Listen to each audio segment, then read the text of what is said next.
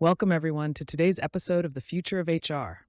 I'm your host, and today we're diving into the exciting and transformative world of human resources, focusing on the trends and strategies that will shape the future from 2025 to 2030. Joining me is my co host, who is here to ask all the right questions and keep us on track. So let's get started with our first topic: the rise of AI in HR. Hi, I'm so excited to be here. The rise of AI in HR is such a fascinating topic. Can you give us a quick overview of how AI is currently being used in HR and what we can expect in the coming years? Absolutely. Right now, AI is being used in HR for a variety of tasks, from automating resume screening and scheduling interviews to providing chatbot support for employee inquiries. In the future, we can expect AI to play an even more significant role. For example, AI can help with predictive analytics, identifying which candidates are most likely to succeed in a role, and even assessing employee satisfaction and burnout. One real world application is a company like IBM, which uses AI to predict attrition and retention rates, allowing them to intervene early and retain top talent. Wow, that's really impressive. How do you think AI will impact the role of HR professionals? Will it replace them, or will there be new opportunities? Great question. While AI can automate many routine tasks, the role of HR professionals will evolve rather than disappear. HR will need to focus more on strategic planning, employee development, and creating a positive workplace culture. For instance, HR can use AI insights to design better training programs and personalized development plans. The key is for HR professionals to embrace technology and upskill themselves to work alongside AI tools effectively. That makes a lot of sense. Let's move on to our next topic: remote work and hybrid models. How do you see these trends evolving in the next 5 years? Remote work and hybrid models are here to stay, and they're going to become even more flexible and personalized. Companies are realizing that remote work can lead to higher productivity and better work life balance. For example, GitLab, a fully remote company, has a comprehensive onboarding process and a strong company culture that thrives online.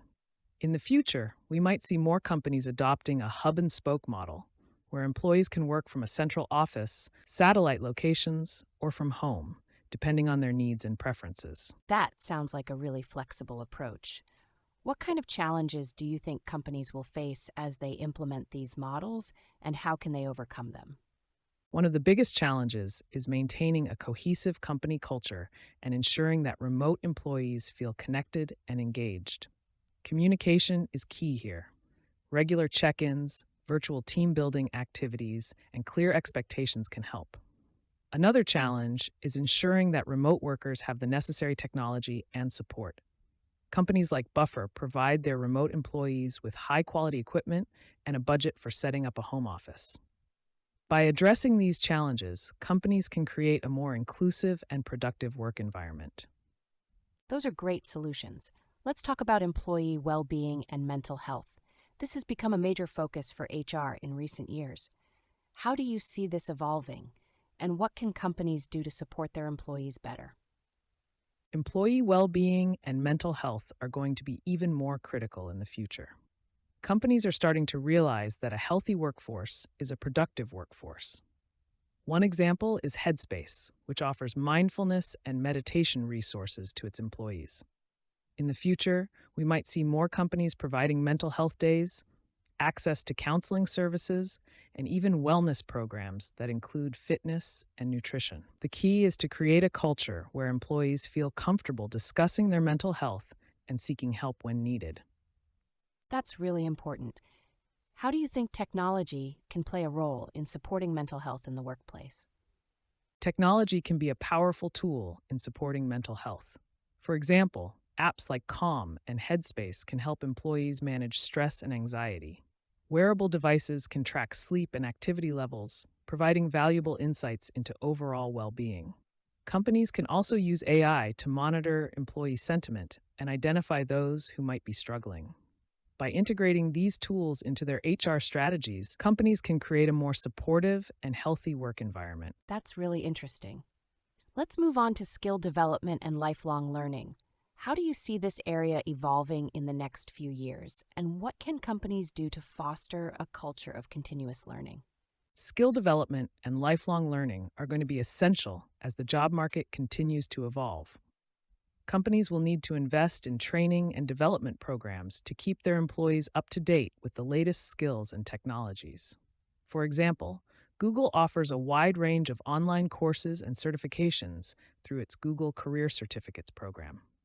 In the future, we might see more companies partnering with educational institutions and online learning platforms to provide personalized learning paths for their employees. The goal is to create a culture where continuous learning is not just encouraged, but expected. That's really inspiring. How do you think this will impact employee retention and job satisfaction? Investing in employee development can have a significant impact on retention and job satisfaction. When employees feel that their company is invested in their growth and career development, they are more likely to stay and perform at their best. For example, Deloitte has a robust learning and development program that includes mentorship, coaching, and access to a wide range of courses. By providing these opportunities, companies can create a more engaged and loyal workforce. Additionally, employees who feel supported in their professional growth are more likely to be innovative and bring new ideas to the table. That's a great point. Let's talk about diversity, equity, and inclusion, DEI. How do you see DEI initiatives evolving in the next few years? And what are some best practices for companies to follow? Diversity, equity, and inclusion are going to be even more important in the future. Companies are starting to realize that a diverse workforce is not just a moral imperative, but also a business advantage. One best practice is to ensure that DEI is integrated into every aspect of the organization, from recruitment to promotion. For example, Salesforce has a chief equality officer who oversees their DEI initiatives. In the future, we might see more companies using data to track and improve their DEI metrics and implementing unconscious bias training to help managers make fair hiring and promotion decisions. The goal is to create an inclusive environment where everyone feels valued and has equal opportunities to succeed. That's really important. How can companies ensure that their DEI initiatives are not just performative, but genuinely impactful? To ensure that DEI initiatives are genuinely impactful, companies need to take a holistic and data driven approach. This means setting clear goals and metrics for diversity, equity, and inclusion, and regularly tracking progress. Feedback from employees is also crucial. Companies should create safe spaces for employees to share their experiences and suggestions. Additionally, leadership buy in is essential. When top executives are committed to DEI, it sets the tone for the entire organization. By taking these steps, companies can create a more inclusive and equitable workplace. That's really well said. Let's move on to data driven decision making. How do you see data playing a more significant role in HR in the next few years? Data is going to be a game changer in HR. By leveraging data, HR professionals can make more informed and strategic decisions. For example, using predictive analytics, HR can identify which employees are most likely to leave the company and take proactive steps to retain them. Data can also help in talent acquisition by identifying the most effective recruitment channels and the best candidates for a role. In the future, we might see more companies using AI and machine learning to analyze large data sets and provide actionable insights. The key is to use data ethically and transparently, ensuring that employees understand how their data is being used. That's really interesting.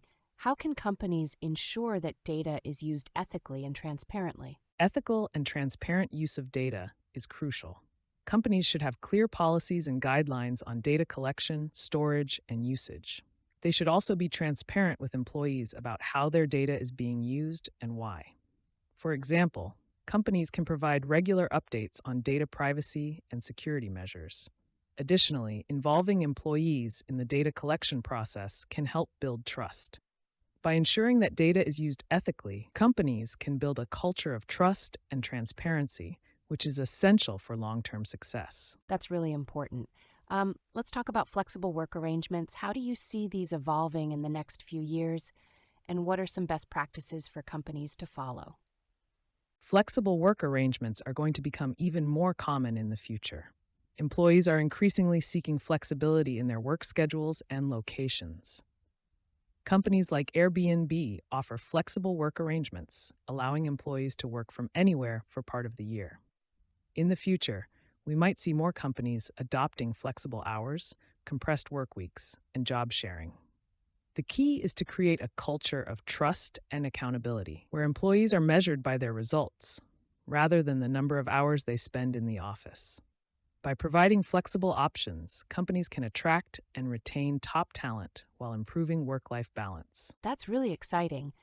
How can companies ensure that flexible work arrangements don't lead to burnout or overwork? To prevent burnout, companies need to set clear boundaries and expectations for flexible work arrangements. This means encouraging employees to take regular breaks, setting limits on after hours communication, and providing resources for managing workload.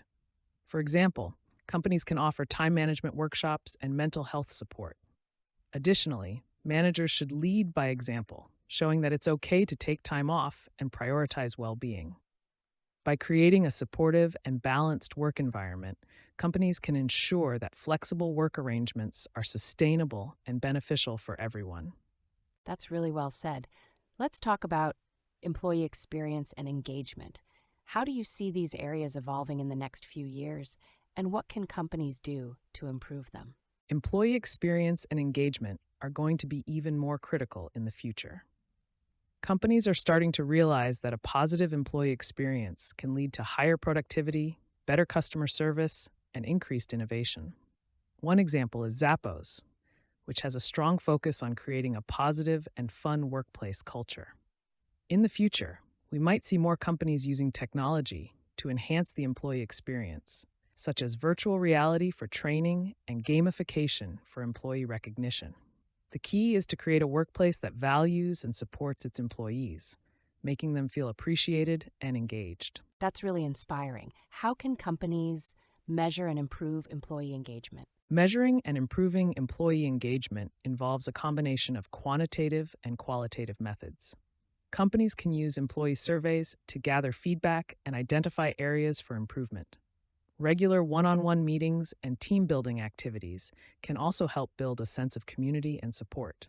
For example, companies like Google use pulse surveys to track employee sentiment in real time.